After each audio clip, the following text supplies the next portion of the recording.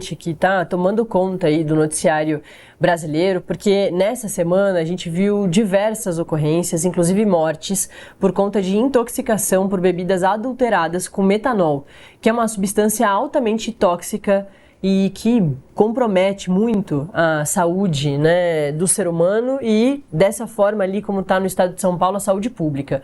A Secretaria Nacional do Consumidor do Ministério da Justiça e Segurança Pública emitiu uma recomendação urgente aos estabelecimentos que comercializam bebidas alcoólicas no estado de São Paulo e regiões próximas, que na cidade de São Paulo, né, em todo o estado, e a nota reforça a importância da atuação conjunta entre governo, setor privado e sociedade para coibir práticas criminosas de falsificação e proteger consumidores. A recomendação se estende a bares, restaurantes, casas noturnas, hotéis, mercados, atacarejos, distribuidores, plataformas de e-commerce e aplicativo de entrega. Entre as orientações ao setor privado estão a compra segura, a conferência de produtos e o fortalecimento da rastreabilidade desses produtos. O documento também destaca que preços anormais, baixos, lacres tortos, erros grosseiros de impressão, odor semelhante a solventes e relatos de consumidores com sintomas como visão turva, dor de cabeça intensa, náusea ou rebaixamento da consciência devem ser tratados como suspeita de adulteração. Nesses casos, os estabelecimentos devem interromper imediatamente a venda do lote, isolar fisicamente os produtos, preservar garrafas, caixas, rolhas e rótulos como evidência e manter ao menos uma amostra íntegra por lote para possível perícia. Por isso, eu continuo aqui com o Fábio Serapião e também chamo para essa conversa o Paulo Henrique Pereira, secretário nacional do consumidor, que assinou essa nota. Paulo, muito bom dia, muito obrigada, secretário, pela presença aqui virtual no Acorda Metrópolis. Eu queria que o senhor abrisse aqui na primeira resposta, falando de forma mais geral, qual é a importância dessa nota, por que o Estado de São Paulo está tão atento a isso. E não é uma situação da cidade de São Paulo, né? A gente viu mortes registradas em diversas regiões de São Paulo, então é uma situação muito alarmante. Bom dia. Oi, Natália, bom dia ao Fábio, bom dia aos nossos espectadores. Vim de gravata azul para homenagear a cor de vocês, deu tudo certo, Olha, Natália, eu acho que é importante contar, assim, muito rapidamente, que essa nota, ela se insere um pouco num contexto maior de ações. Então, esse assunto está sendo monitorado pelo governo federal desde o final da semana passada. Nós identificamos essa intoxicação, a Secretaria Nacional de Política sobre Drogas identificou essa intoxicação por meio de um sistema de aviso rápido que a gente tem para monitorar novas drogas no mercado e coisas dessa natureza. Desde então, o governo se mobilizou em várias frentes. Então, em primeiro lugar, o Ministério da Saúde coordena as ações de vigilância sanitária no território e começa a preparar os aparelhos de saúde para receber casos. Veja, esse é um tipo de contaminação, Fábio, Natália, muito incomum. Pra vocês terem ideia, num ano normal, o Brasil tem 20 contaminações dessas. Então, os hospitais, os prontos atendimentos, as unidades de saúde não estão necessariamente preparadas para fazer esse diagnóstico e tratar esse assunto. Então, o Ministério da Saúde se prepara, a Vigilância Sanitária se prepara, o Ministério da Justiça começou desde sábado uma série de ações. Então, em primeiro lugar, foi um pouco o que você disse, a gente, no próprio sábado, soltou uma nota para avisar os estabelecimentos comerciais do país, dizer, olha, existem casos relatados, é importante que se dobre a atenção com relação à manipulação de bebidas, com os produtos que estão sendo fornecidos e assim por diante. Na segunda-feira, nós soltamos um novo comunicado para toda a rede de proteção ao consumo, então instruindo o PROCONs e o sistema de proteção a como agir, como identificar casos, como nos avisar. Quer dizer, é muito importante para a gente do governo federal ter a visualização de novos casos no território nacional, né? Então, nosso primeiro trabalho é um trabalho de ativar a rede, montar esse sistema de monitoramento e conseguir, com isso, organizar as respostas. O ministro Lewandowski, Natália, ontem, na segunda-feira, analisando os dados de inteligência, tomou a decisão de abrir 2 investigações nacionais sobre o tema. Que foi aquilo que vocês acompanharam nas coletivas de ontem. Então, desde ontem, a Polícia Federal está analisando o caso e nós, a Secretaria Nacional do Consumidor, também abrimos uma investigação contra os estabelecimentos e, né, as unidades comerciais que venderam essas bebidas, né?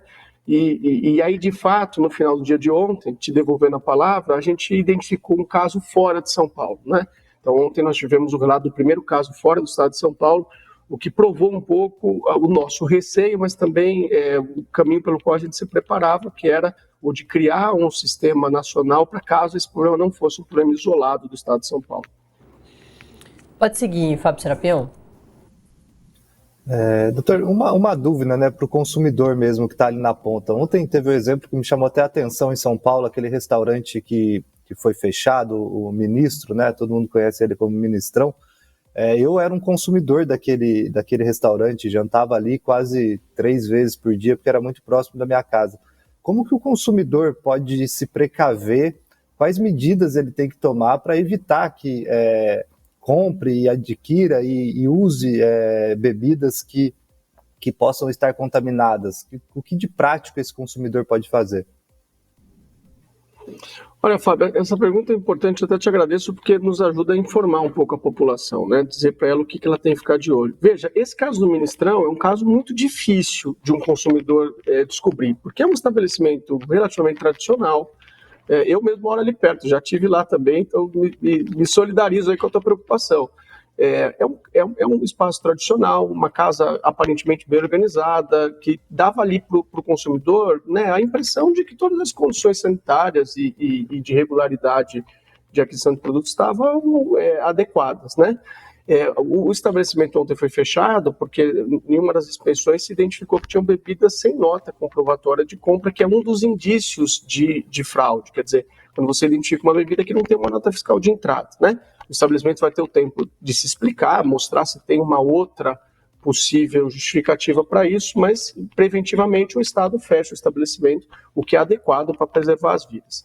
Então, veja, esse caso seria um caso difícil. Agora, Fábio, o que a gente tem dito desde sexta-feira é que existem outras situações que, vamos dizer, elas, pela aparência, pelo jeito, elas permitem que o consumidor faça alguma interpretação. Então, por exemplo, você está adquirindo uma bebida numa condição de preço muito inferior ao que seria o normal dessa bebida.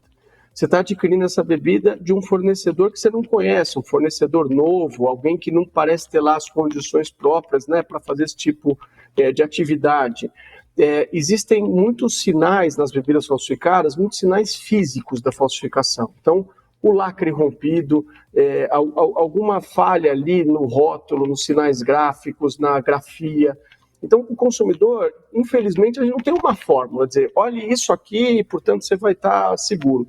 O consumidor tem que redobrar a atenção. Portanto, evitar consumir bebidas que estejam fora de algum padrão, seja o padrão de preço, seja o padrão de impressão visual, seja, às vezes, o padrão de cheiro. Em segundo lugar, nesse momento, tem que se reforçar os estabelecimentos de confiança, quer dizer, aqueles lugares que você tem uma longa tradição, enfim, de ir para almoçar, para jantar ou para comprar produtos, né? E qualquer suspeita, né, ainda que uma suspeita pequena, as autoridades devem ser avisadas para que elas possam agir. Não está dentro, né, do seu trabalho essa minha pergunta, mas é porque surgem dúvidas, é claro, não só da população, mas nas investigações, se há uma organização por trás dessa história toda. E no finalzinho da sua primeira resposta, o senhor comentou que uma cidade fora de São Paulo, do estado de São Paulo, teve também o registro disso. Mas ontem, o governador de São Paulo, Tarcísio de Freitas, disse que não tem nenhum indício de, por exemplo, um PCC estar envolvido nessa história. Mas a gente sabe que há uma investigação para saber se tem pelo menos algum grupo que faça, né, essa venda ou que faça essa distribuição, porque chama muita atenção de não ser só na capital de São Paulo, mas ser no estado de São Paulo e agora já ter uma outra cidade fora do estado de São Paulo. Olha, Natália, assim, os nossos dados de inteligência, tudo que a gente tem acessado até agora, não revelam nenhuma participação, vamos dizer assim, desses grandes sistemas de crime organizado que a gente conhece no país. Você citou um, tem vários outros, né? Uhum. Veja, um pouco por isso o ministro instituiu a fiscalização instituiu, colocou a Polícia Federal em curso para investigar esse caso, para que a gente possa conferir isso, verificar isso. Mas, a priori, a gente não tem indício do envolvimento desses grandes grupos criminosos na comercialização dessas bebidas. Agora, veja, o fato de não ser um desses grupos mais tradicionais não quer dizer que não tem um grupo de crime organizado envolvido nesse caso, não é?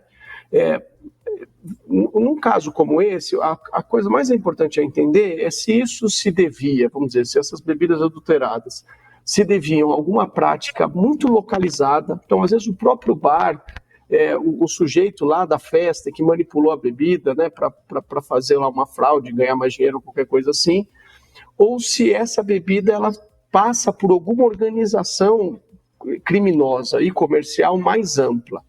Esse caso nos dá a impressão, pelo fato de que ele não está concentrado numa única região. E agora, veja, nós até ontem, final da tarde, falávamos de São Paulo, agora nós estamos falando de casos em Pernambuco também. E pelo tipo de mancha do aparecimento dessas situações e tudo mais, esse caso nos dá a impressão de que tem algum grupo organizado por trás disso. Mas, como eu disse, não quer dizer que sejam esses grupos tradicionais. Pode ser lá um pequeno grupo, uma pequena quadrilha que está produzindo essa bebida e vendendo por aí. Nosso papel é exatamente identificar essa atividade, por isso que a gente tem feito as fiscalizações nos estabelecimentos para encontrar os fornecedores e poder matar esse problema na raiz.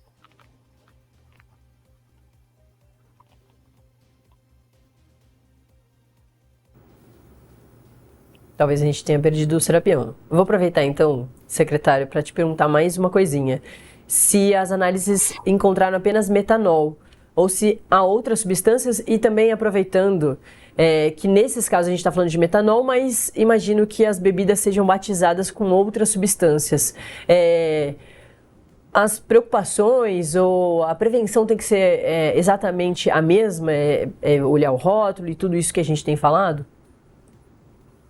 Olha, Natália, veja, infelizmente a situação das bebidas falsificadas no Brasil é uma situação razoável, quer dizer, nós temos indícios de um percentual grande de bebidas falsificadas no Brasil, né?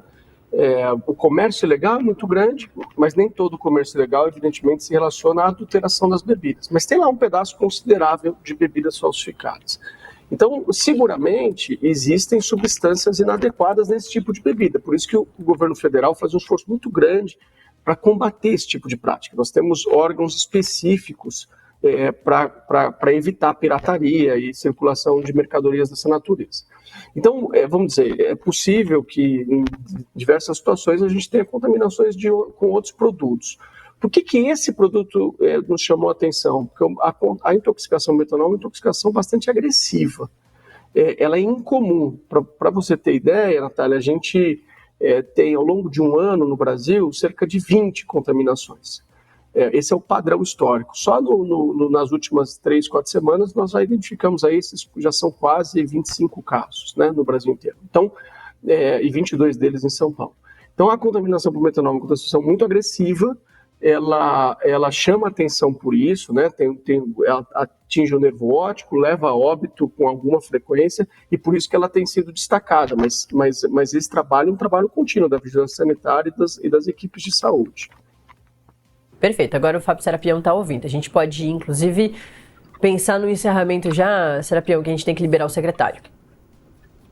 Só uma última pergunta, o senhor falou que o cliente ali, o consumidor, vendo alguns indícios dessas irregularidades, deve procurar as autoridades. Qual caminho é esse, por exemplo, para um consumidor de São Paulo ou de qualquer lugar do país?